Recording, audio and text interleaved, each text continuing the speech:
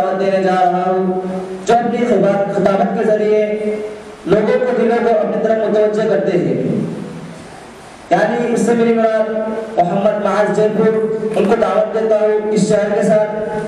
آ چکے لوگ دیوانہ ابھی باقی ہے، آ چکے لوگ دیوانہ ابھی باقی ہے، افتتاح ہے در میخانہ ابھی باقی ہے.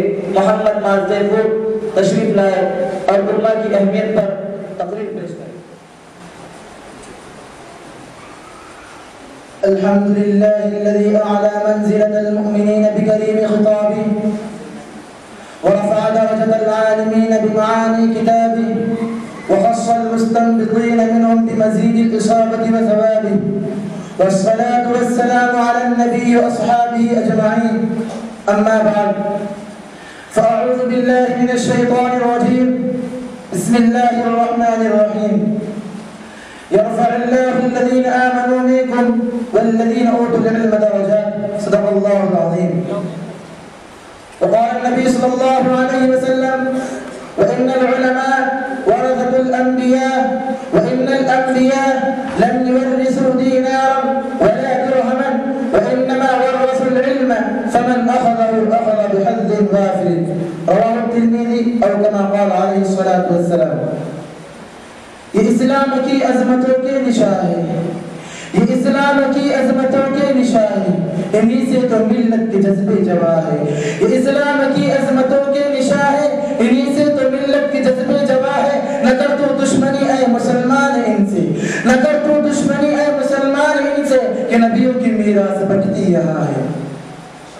محترم صدر جلسہ اور میرے مکرم اساتذہ علم و فن اور صاحبان جج اور چمن نبوت کے درخشاں پھولوں، میں حیران و پریشان ہوں کہ آج آپ کی سماعتوں کے حوالے دنیا میں ہونے والے مسلمانوں کے ساتھ ظلم و عداوت، دشمنی و بربریت، ذلت و رسوائی کا تذکرہ کروں یا ان کی وجوہات آپ کو سناتا چلوں.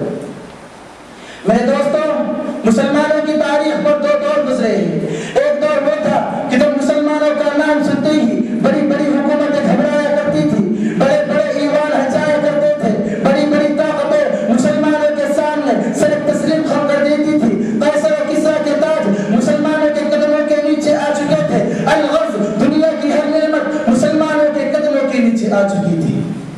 اور دوستوں، مسلمانوں کی تاریخ پر ایک دور وہ بھی آیا کہ جب انہی مسلمانوں کو غلامانہ زندگی بسر کرنا پڑا، انہی مسلمانوں کو دنیا کے ہر طرف سے دھتکارا گیا. انہی مسلمانوں کی نہ کوئی عزت و عظمت ہے، نہ کوئی رعب و دبدبہ ہے، اور انہی مسلمانوں سے کوئی ملک نہیں ڈرتا، اور یہ مسلمان ہر کسی سے ڈرتے ہیں، اور انہی مسلمانوں کو ایک کمزور امت تصور کیا جاتا ہے. آخر کیا وجہ ہے؟ اے مسلمانوں، آخر کیا وجہ ہے؟ تمہیں کیا ہو گیا کہ تمہارا عروج زوال سے، حاکمی محرومی سے، عزت ذلت سے بدل چکی ہے؟ حضرات، وجہ یہ ہے کہ ان مسلمانوں نے ان علماء کو حکارت کی نظر سے دیکھا، ان طلباء کا مذاق اڑایا. ان مسلمانوں نے ان علماء کی قدر نہیں کی. صدر علی ذی وقار آج تک علماء سے عار محسوس کیا جاتا ہے، ان علماء سے بغض رکھا جاتا ہے، ان علماء کو تعنے دیا جاتا ہے کہ صاحب یہ چندہ وصول کرنے والی قوم ہے، یہ زکوٰۃ وصول کرنے والی قوم ہے، یہ خیرات وصول کرنے والی قوم ہے. محترم سامعین، خداوند قدوس کی عزت و جلال کی قسم، ہر گئے گزرے زمانے میں اور ہر پرفتن دور میں یہ علماء اپنا کام حق کے ساتھ انجام دیتے ہیں. اسی لیے تو ایک عالم زمین پر ایسے چمکتا ہے جیسے آسمان میں چاند چمکتا ہے. اسی لیے تو ایک عالم کو سلام کرنے کے لیے آسمان سے فرشتے چوک در چوک اترتے ہیں. اے اپنے بیٹوں کو اسکول کی حراست میں ڈالنے والوں، خدا کی قسم، اگر تمہیں ایک عالم کی عظمت کا پتہ چل جاتا، اگر تمہیں ایک طالب علم کی عظمت کا پتہ چل جاتا، اگر تمہیں ایک حافظ کی عظمت کا پتہ چل جاتا، خدا کی قسم تم اپنے بچوں کو اور اپنے بیٹوں کو اسکول اور کالجوں کے کالے دروازے پر نہ بھیجتے اور تم ان علماء کے قدموں میں آ کر گر جاتے.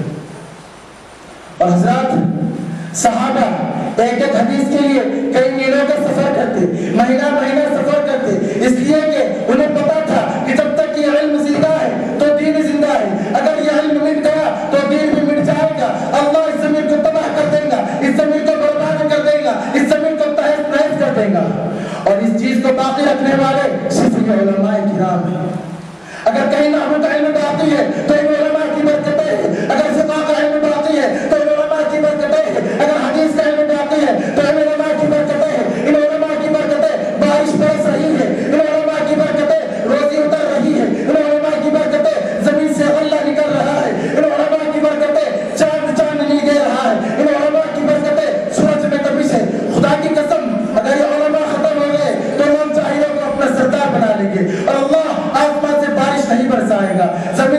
نہیں نکلے گا اور اللہ اس زمین پر رہنے والوں کو کتوں اور سوروں کی شکل میں تبدیل کر دے گا. شان علماء زندہ باد، شان علماء زندہ باد، نعرہ تکبیر اللہ اکبر، نعرہ تکبیر.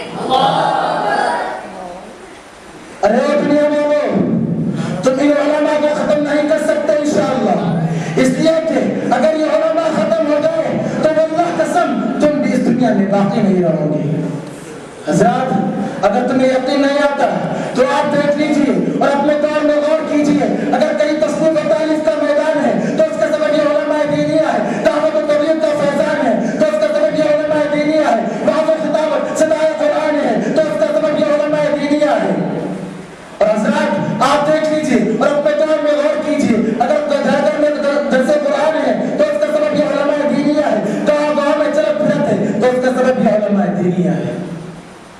حضرات تاریخ گواہ ہے جب بھی اللہ رب العزت کی اس سرزمین پر کفر کا طوفان کھڑا کیا گیا، ہزلیات اغمودات کا شکار انسانوں کو بنایا گیا، الکفر ملت واحد کا سما سجایا گیا، تو انہی علماء نے ان مسائل کا ڈٹ کر مقابلہ کیا، انگریزوں کو یہاں سے بھاگنے پر مجبور کیا، ظلم و جبر کا دفاع کیا، اخوت و بھائی چارگی کو عام کیا اور اسلام کا پرچم بلند کیا.